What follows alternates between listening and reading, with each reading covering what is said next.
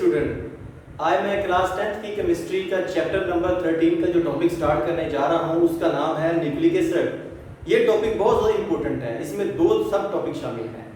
तो सबसे पहले मैं आपको ये बताता हूँ कि न्यूक्लिक एसिड होता क्या है, किसने ड्राफ्ट किया, कहाँ से आया, क्यों इसे न्यूक्लिक एसिड कहा जाता है। तो ये न्यूक्लिक एसिड सबसे पहले 1870 में एफ मिस्चर एक साइंसदान था, उसने ये डिस्कवर किया। कैसे डिस्कवर किया? वो बेसिकली पस सेल को स्टडी कर रहा था। पस सेल्स यानी डेड सेल्स जिनमें बीप या रेशा पड़ा होता है, उन सेल्स में से वो एक सेल बाहर निकाल लेता है और उस सेल के अंदर से वो क्या करता है, उसका न्यूक्लियस निकाल लेता है। उस न्यूक्लियस की वो प्रॉपर्टीज चेक करता है। उसकी प्रॉपर्टीज उसे रिजल्ट में क्या नजर आती है कि वो एसिडिक प्रॉपर्टीज का हामिल होता है। एसिडिक, क्योंकि न्यूक्लियस की प्रॉपर्टी एसिडिक है, उसने नाम दे दिया न्यूक्लिक एसिड। Nucleic acid. आगे इसकी मजीद दो टाइप्स हैं। एक को हम कहते हैं डीएनए डीऑक्सीराइबोज राइबोन्यूक्लिक एसिड और दूसरे को हम कहते हैं आरएनए राइबोन्यूक्लिक एसिड। तो ये है इसकी डिस्कवरी कि न्यूक्लिक एसिड कैसे दरियाफ्त हुआ। अब हम चलते हैं इस न्यूक्लिक एसिड की जो दो टाइप्स है उनको डिस्कस करते हैं। न्यूक्लिक एसिड की दो टाइप्स हैं, यानी कि दो इकसाम हैं, डीएनए आरएनए। डीएनए से मुराद डीऑक्सीराइबोन्यूक्लिक एसिड, आरएनए से मुराद राइबोन्यूक्लिक एसिड। अब हम पहले बात करेंगे डीएनए के ऊपर, उसके बाद फिर बात करेंगे आरएनए के ऊपर। डीएनए क्या चीज है? डीएनए एक ऐसा मॉलिक्यूल है जो हर जानदार की बॉडी के सेल के न्यूक्लियस के अंदर पाया जाता है, जिसका काम है विरासती खुसूसियात को एक नस्ल से दूसरी नस्ल में ट्रांसफर करना। यानी कि it is a hereditary material which transfer characteristic from one generation to the another generation. तो अब इसकी थोड़ी सी बात करते हैं इसके मॉडल के ऊपर। तो वाटसन और क्रिक ने ये मॉडल पेश किया डीएनए का। Watson and Crick model of DNA. अब उन्होंने इसके बारे में कौन सा मॉडल पेश किया? उन्होंने कहा कि डीएनए का मॉलिक्यूल दो पॉलीन्यूक्लियोटाइड चेन पर मुश्तमिल होता है। दोनों चेन शुगर और फास्फेट पर मुश्तमिल होती है और नाइट्रोजनी बेसिस के जरिए आपस में जुड़ी होती है और जुड़कर आपस में डबल हेलिक्स यानी कि एक स्प्रिंग नुमा साख्त बनाती है। अब इसकी मैं डायग्राम बनाऊंगा, थोड़ा सा कंसेप्ट आपको मजीद क्लियर हो जाएगा। डायग्राम बनाने से पहले इसकी मजीद थोड़ी सी डिटेल आपको बताता हूँ कि डीएनए सेल के न्यूक्लियस में जेनेटिक इंफॉर्मेशन को स्टोर करता है, यानी कि जीनियाती जो मालूमात होती हैं उनको ज़ख़ीरा करता है। ये इंफॉर्मेशन को हदायत की शक्ल में एक नस्ल से दूसरी नस्ल में मुंतकिल करता है कि किस तरह अमीनो एसिड से खास किस्म की प्रोटीन तैयार की जाती है। ये हदायत जेनेटिक कोड ऑफ लाइफ कहलाती है। डीएनए में नाइट्रोजनी बेसिस की तरतीब नई प्रोटीन्स बनने का तयन करती है। डीएनए में जीन्स होती हैं, जीन से आरएनए बनता है और आरएनए से प्रोटीन बनती है। तो डीएनए से आरएनए का बनना ट्रांसलेशन कहलाता है और आरएनए से प्रोटीन का बनना ट्रांसलेशन कहलाता है। जीन में खराबी से नाकस आरएनए बनता है और जिससे नाकस प्रोटीन बनती है और नाकस प्रोटीन से जेनेटिक बीमारियां पैदा होती है। तो अब हम चलते हैं इसके मॉडल की तरफ। वाटसन और क्रिक ने जो पेश किया, बेसिकली डीएनए एक पॉलीन्यूक्लियोटाइड चेन पर मुश्तमिल मॉलिक्यूल है। पॉलीन्यूक्लियोटाइड चेन पर मुश्तमिल है। अगर हम बात करें एक न्यूक्लियोटाइड की कि ये किस चीज पर मुश्तमिल होता है, ये तीन चीजों पर मुश्तमिल होता है। नंबर एक तो इसमें शुगर है, नंबर दो इसमें फॉस्फेट ग्रुप है और नंबर तीन इसमें नाइट्रोजनस बेस है। ये तीन चीजों पर मुश्तमिल है। शुगर इसमें जो पाई जाती है उसे हम बोलते हैं डीऑक्सीराइबोज शुगर। डीऑक्सीराइबोज शुगर और फॉस्फेट पी और नाइट्रोजनी बेस, ये चार तरह की होती है नाइट्रोजनी बेसिस। एडेनिन जिसको हम ए से लिखते हैं, गुआनिन, साइटोसिन और उसके बाद थायमिन। ये 4 नाइट्रोजन बेस, इनमें से एक इसके साथ अटैच होती है एक एक करके। अब मैं कंप्लीट न्यूक्लियोटाइड का स्ट्रक्चर ड्रा करूंगा आपके सामने। सबसे पहले 5 कार्बन वाली शुगर डीऑक्सीराइबोज लूंगा। ये देखिएगा, आपको न्यूक्लियोटाइड बना के दिखाता हूँ। उसकी एक साइड पे मैं यहाँ पे नाइट्रोजन बेस लगा देता हूँ।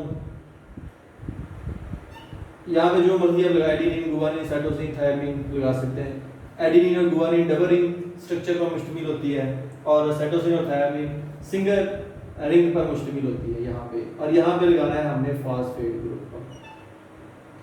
यहाँ पे नाइट्रोजन में कोई भी लगा दे, एडेनिन लगा दे हम, इस तरह ये एडेनिन न्यूक्लियोटाइड बन जाएगा ये पूरा। और ये है डीऑक्सीराइबोज शुगर, फास्फेट और नाइट्रोजन बेस। ये जो पूरा स्ट्रक्चर है इसे हम बोलते हैं ये एक न्यूक्लियोटाइड है। अब इसमें नाइट्रोजन बेस क्योंकि एडेनिन है इसलिए इसको हम बोलेंगे एडेनिन न्यूक्लियोटाइड, एडेनिन न्यूक्लियोटाइड। इस तरह अगर यहाँ पे जी लगाएंगे आप, guanine nucleotide, cytosine nucleotide, thymine nucleotide. अब इसका जो स्ट्रक्चर बनेगा अब मैं उसकी तरफ लेके चलता हूँ आपको। ये मैटर की टेक्स्ट बुक में इस तरह करके स्प्रिंग नुमा डायग्राम आपने देखी होगी। मैं आपके सामने वो ड्रा करता हूँ। बहुत आसान डायग्राम है, घबराने की बात नहीं है। पहले एक इस तरह स्प्रिंग बना दें, इसके ऊपर दूसरा स्प्रिंग इस तरह ऐसे बना दें।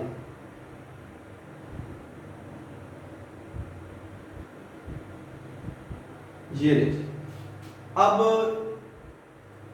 क्या करें आप, नाइट्रोजन बेसिस की इसके अंदर आप लाइन लगा दें नाइट्रोजन बेसिस के लिए। ये वाले आपकी बुक में जैसे डायग्राम मैं वैसे बनाऊंगा, अगर डिटेल से बताऊंगा तो फिर हो सकता है कि आपका आइडिया जो है बेसिक वो क्लियर ना हो और आप ज़्यादा एक्सप्लेनेशन की तरफ चले जाएं।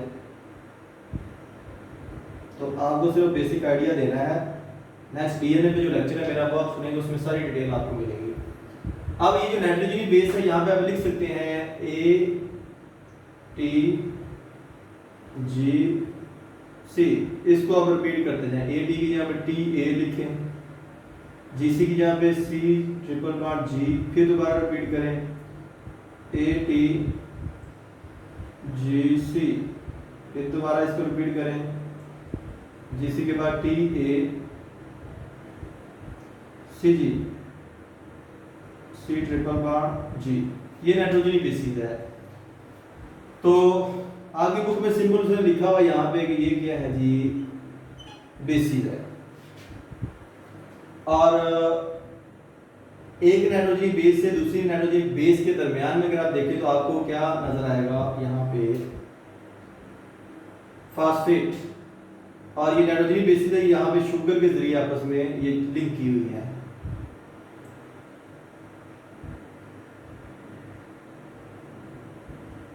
तो इस तरह ये जो दो लड़ियां हैं ये है शुगर फास्फेट बैकबोन। ये शुगर